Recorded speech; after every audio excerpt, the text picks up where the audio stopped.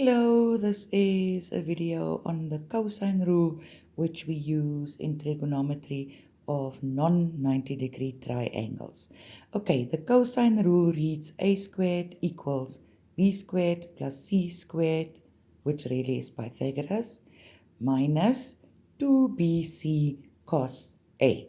And remember, depending on what triangle is given and what the labeling of the triangle is, this version is going to be changed every time. And you must be able to write the correct version of the cosine rule.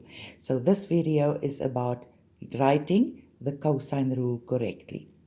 Now remember, we are using the cosine rule when a side and an angle is being asked.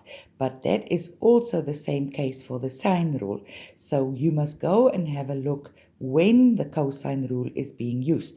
The cosine rule is being used when we have two sides and an included angle, which we abbreviate as sus, okay? Or when we have the three sides and the one angle is being asked, so then we call it S or triple S. So you must remember the sus and the triple S that goes along with the sine rule.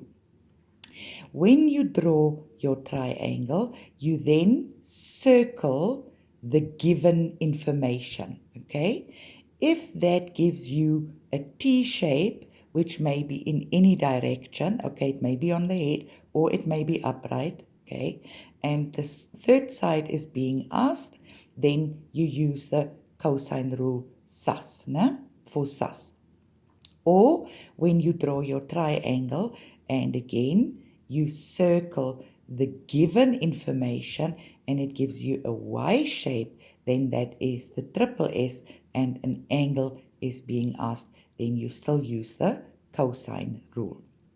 Okay, let's look at an example. In this example, you are given triangle EFD, okay? And if you look at what information is given, then you have this side length, and you have that side length, and you have that angle.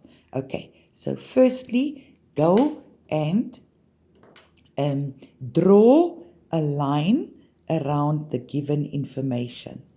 And if you look at this, then you get a T shape, okay? And remember the T shape goes along with sus, okay? Side, angle, side. Side, the included angle, and the side. All right, and then go and look at what is asked, all right? This is asked. Now, to be able to write your cosine rule, you must now label your sides because this is the small letters, isn't it? So step 1, go and label your sides, all right? Opposite the angle E is side E, right? Opposite angle D is side D.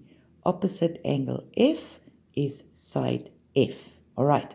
And now you can write your rule, okay? On the left-hand side, we have the question mark. So that is E squared equals. On the right-hand side, you must have all those letters that are given, all right? Which then starts with D squared plus F squared. People, I remember this as Pythagoras, okay? Then we have minus 2, all right? And then you have this letter, D, that letter, F, and then comes cos with the angle that goes along with the questioned side. So that is always E. So last letter and the first letter is the same. This is how I want you to remember that. If we look at example B, I'm just going to do it slightly faster now. All right, I've got the question mark, which is Q.